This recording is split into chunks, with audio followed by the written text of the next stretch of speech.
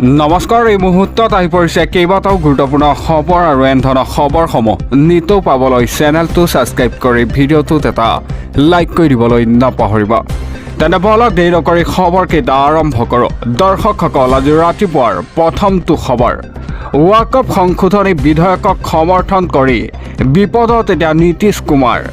24 ঘণ্টাত 5জনকৈ জেডিইউ নেতাই ত্যাগ কৰিলে নীতিশ কুমাৰৰ সংগ। বিহাৰৰ নিৰ্বাচনৰ পূৰ্বে মুছলমানৰ সমৰ্থন হেৰুৱাব নেকি এতিয়া নীতিশ কুমাৰে? দিবলৈ সবিশেষ, ৱাকফ সংশোধনী বিধেয়কক সমৰ্থন কৰি বিপদত এতিয়া নীতিশ কুমাৰ।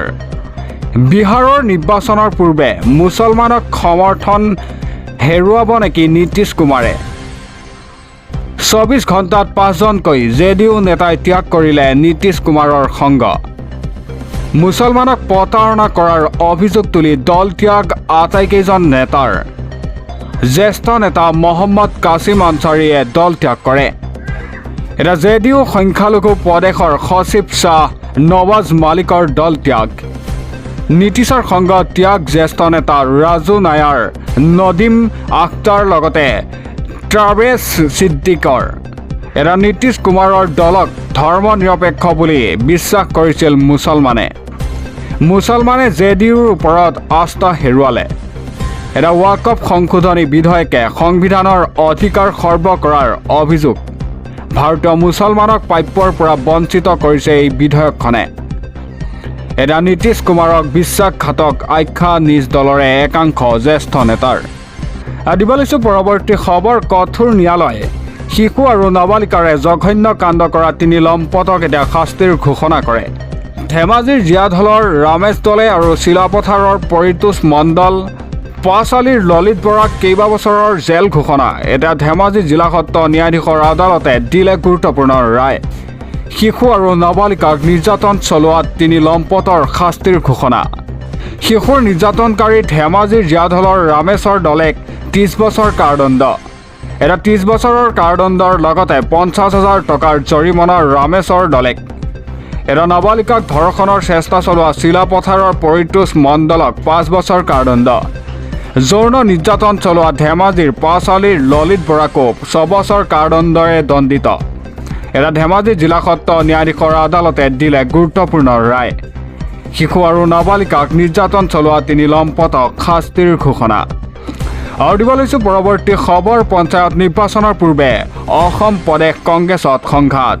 ব্লক কংগ্ৰেছৰ সভাপতি পদক লৈ কৰ্মীৰ মাজত এতিয়া তুমুল যুদ্ধ।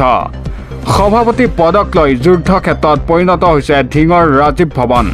দিব লৈছোঁ এটা অতিকৈ গুৰুত্বপূৰ্ণ খবৰ, পঞ্চায়ত নিৰ্বাচনৰ পূৰ্বে অসম প্ৰদেশ কংগ্ৰেছত সংঘাত। ব্লক কংগ্ৰেছৰ সভাপতি পদক লৈ কৰ্মীৰ মাজত তুমুল যুদ্ধ। সভাপতি পদক লৈ যুদ্ধক্ষেত্ৰত পৰিণত ধিঙৰ ৰাজীৱ ভৱন। সভাৰ চকী দাঙি কংগ্ৰেছীক আক্ৰমণৰ চেষ্টা। নুৰুল আমিনক সভাপতিৰ নিযুক্তি দিয়াক লৈ কংগ্ৰেছত ভাঙোন। এটা কংগ্ৰেছৰ 2 ফৈদৰ সংঘাতত ধিঙৰ ৰাজীৱ ভৱনত উত্তপ্ত পৰিস্থিতি। কংগ্ৰেছৰ সংঘাত নিয়ন্ত্ৰণ কৰে ধিং আৰক্ষীয়ে।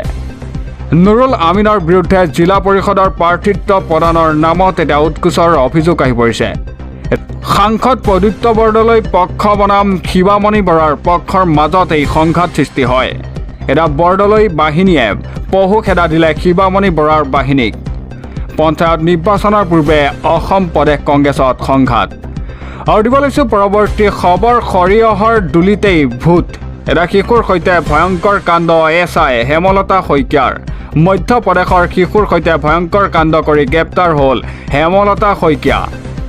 শিশুক অপহৰণ আৰু নিৰ্যাতনকাৰীৰ ৰূপত এছআই হেমলতা শইকীয়া। মধ্যপ্ৰদেশৰ 4 বছৰীয়া শিশুক অপহৰণ কৰি গ্ৰেপ্তাৰ হ'ল হেমলতা শইকীয়া। অপহৃত শিশুটিক হেমলতা শইকীয়াই কবলৰ পৰা উদ্ধাৰ মধ্যপ্ৰদেশৰ আৰক্ষীৰ।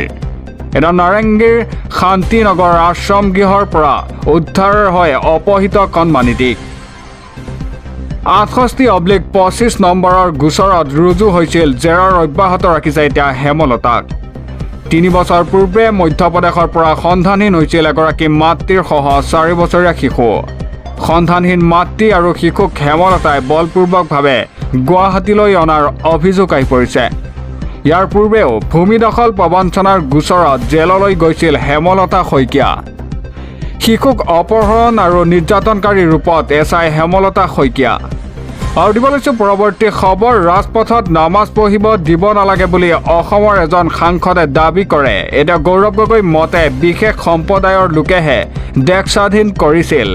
গৌৰৱ গগৈ দাবীক লৈ এতিয়া মুখ্যমন্ত্ৰী হিমন্ত বিশ্ব শৰ্মাৰ বিস্ফোৰণ। ৱাকফ সংশোধনী বিধেয়কক লৈ নাম নোলোৱাকৈ গৌৰৱ গগৈক কটাক্ষ কৰে মুখ্যমন্ত্ৰীগৰাকীয়ে। ৰাজপথত নামাজ পঢ়িব দিব লাগে বুলি অসমৰ এজন সাংসদে দাবী কৰে। এতিয়া তেখেতৰ মতে হিন্দু মানুহে কৰা নাই স্বাধীনতাৰ সংগ্ৰাম। অসমৰ কোনো মুছলমানে ৰাজপথত নামাজ নপঢ়ে, এনেদৰে মন্তব্য কৰে মুখ্যমন্ত্ৰীগৰাকীয়ে। মুছলমানে উত্থাপন নকৰা দাবীও তেওঁ উত্থাপন কৰে। তেওঁ দাবীৰ বাবে দেশবাসীৰ ওচৰত লজ্জা পাব লগা হৈছিল অসমবাসীয়ে। তেওঁৰ মতে বিশেষ সম্প্ৰদায়ৰ লোকেহে স্বাধীনতা সংগ্ৰামত জঁপিয়াই পৰিছিল। তেওঁ এই আচৰণৰ বাবে মই দেশবাসীৰ ওচৰত ক্ষমা বিচাৰিছোঁ। এটা সংবাদ মেলযোগে মুখ্যমন্ত্ৰী হিমন্ত বিশ্ব শৰ্মাৰ বিস্ফোৰণ। এটা ৱাকফ সংশোধনী বিধেয়কক লৈ নাম নোলোৱাকৈ গৌৰৱ গগৈক কটাক্ষ কৰে মুখ্যমন্ত্ৰীগৰাকীয়ে।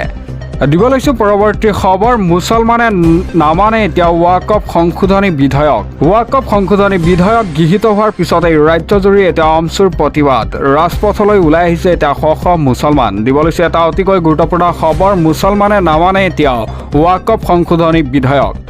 ৱাকফ সংশোধনী বিধেয়ক গৃহীত হোৱাৰ পিছতেই ৰাজ্যজুৰি আমচুৰ বৃহৎ প্ৰতিবাদ।